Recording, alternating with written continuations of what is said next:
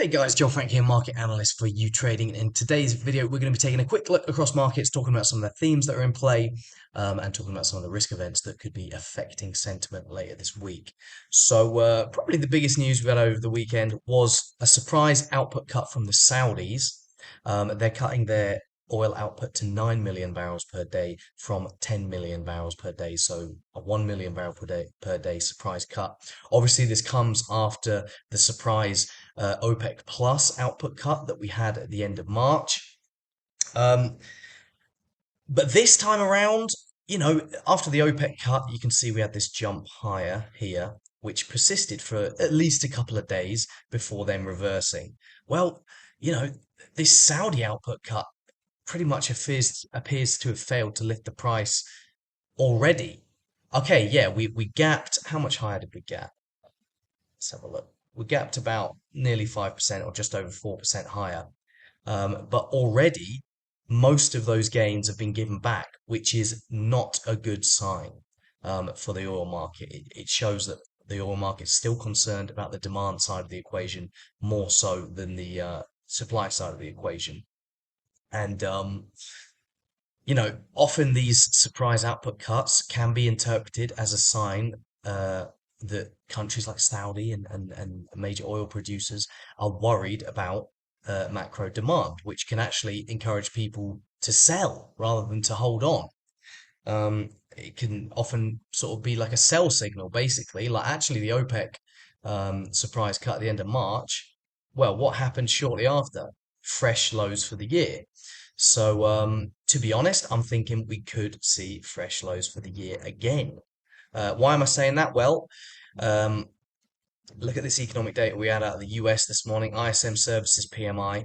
Now, the expectation was at 52.6, which would have shown that you still got some moderate growth in the US in the dominant US services sector. But no, we got 50.3, which means there was almost no growth in the US services sector in May.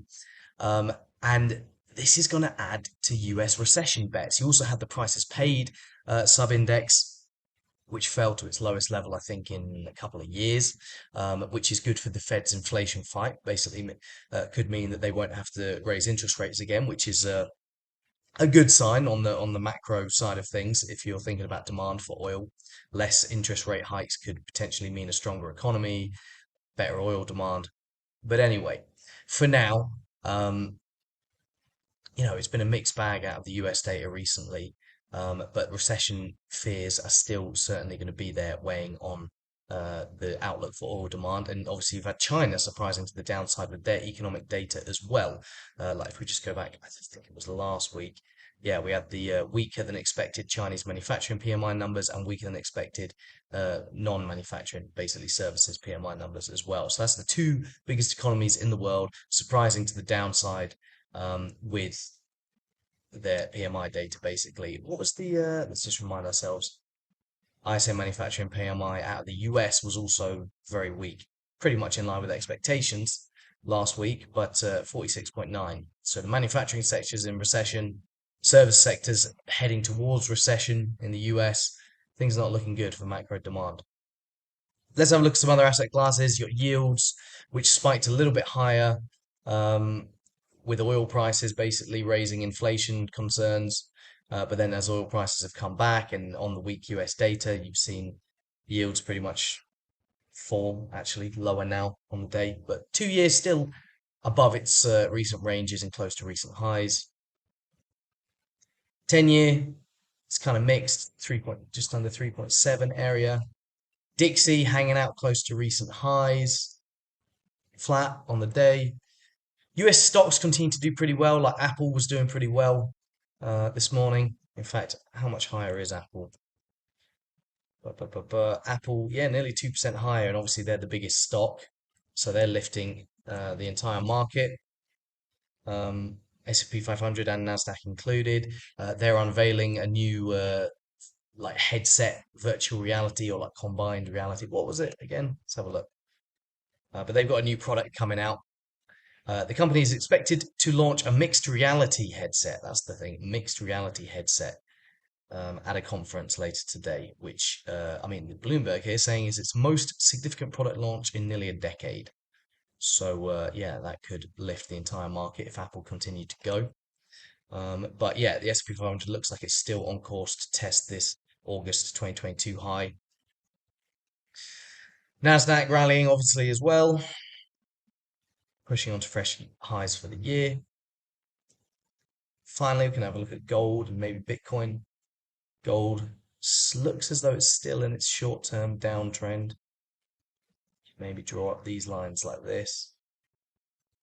Yeah, it looks like we're still trending lower for now. Maybe we can get a break below the 100-day moving average later this week. And Bitcoin also trending lower at the moment too, although holding above recent lows for now. Some people are still worried that a test of the 25k area support around in the form of these old highs and these old highs and this old low is a potential. But you know, if the macro outlook is weakening, because last Friday's jobs data did show unemployment rising in the US, so all of this most recent two major US data releases anyway sort of argue against the case for further interest rate hikes from the Fed, which should potentially be good for Bitcoin.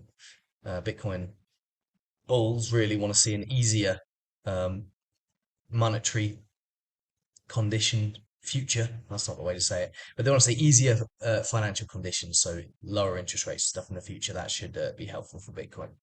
But quick look at the calendar. What else have we got this week? Not really much out of the US, apart from unemployment claims on Thursday, which is always worth watching.